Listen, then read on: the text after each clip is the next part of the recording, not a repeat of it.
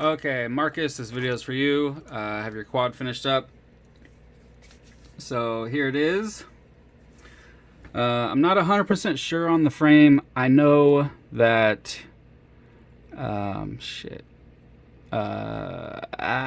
what's their name?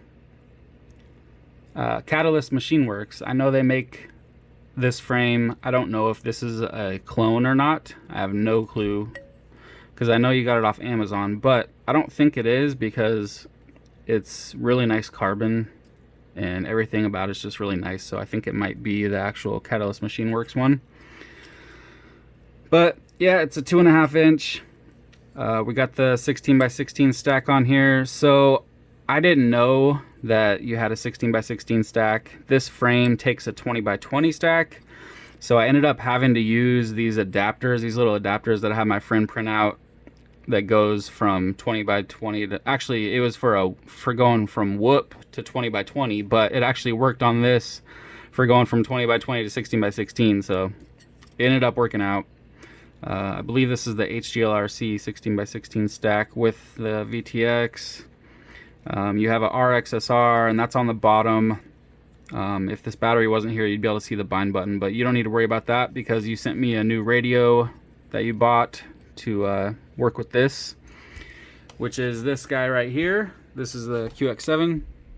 So to turn it on, you just hold down the power button until all the dots come on. I think there's 4, 1, 2, 3, 4, and then you let go.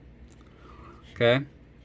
If it gives you any kind of warnings or anything, you can just hit exit until you get to the main screen. I named it Emax for this model.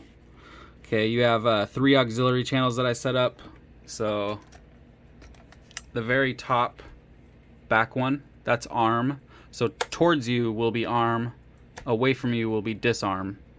And then this longer switch in the front here, that's for your modes. So I'm gonna have to double check, but I think all the way up is angle or self-level, and then middle would be horizon, which is self-level until you get past a certain point on the stick, and then it's gonna flip over.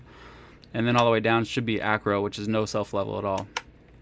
And then on this side, the longer switch in the front, that's going to be your buzzer switch. All right, and that's it for your switches. So, oh, and shit, I didn't even say it. And the motors on this are, for anybody wondering, they're RCN Power 1204 5000 kV. Love these motors. RCN Power makes great motors. 2.5 inch just barely clears. Actually, you know what? I had to switch out the screws for the camera. Actually, no, I remember I used my Dremel on it because I had to file down the screw to make it clear the damn prop. So this is supposed to be 2.5 inch, but like if you use a certain type of screw, it's gonna end up hitting the prop. Yeah, I had to Dremel that shit down. You can actually tell that I did that on the screw. It's all shiny instead of being black. Alright, so anyway, and then you got the Runcam Nano 2 lollipop antenna. I think that's it. Alright, let's plug it in.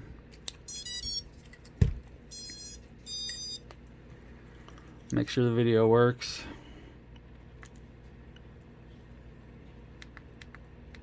It's on F1. I always set it to F1 in the Smart Audio and Betaflight, so that way I know that Smart Audio is set up if it's on F1 when I go to check it. So, looks good. You can see on your radio too, when you plug in the quad, that you get the RSSI bars right there. Alright, let's do a hover. Gotta make sure the throttle's all the way down. I'm pretty sure you already know that though. And like I said, the back one is arm.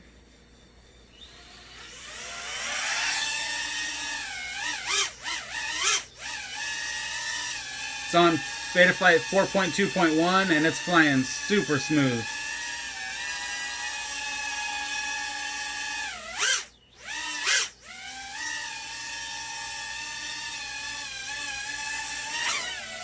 So that's acro, so I think I was wrong. I'm gonna put that switch all the way down and see if it's angle now. Yeah. Now it's self-level. So this switch all the way down is angle, middle is horizon, and then all the way up is acro. Okay?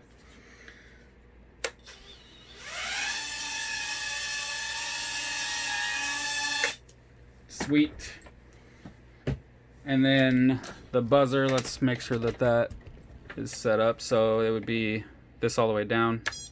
Yep. All right, cool.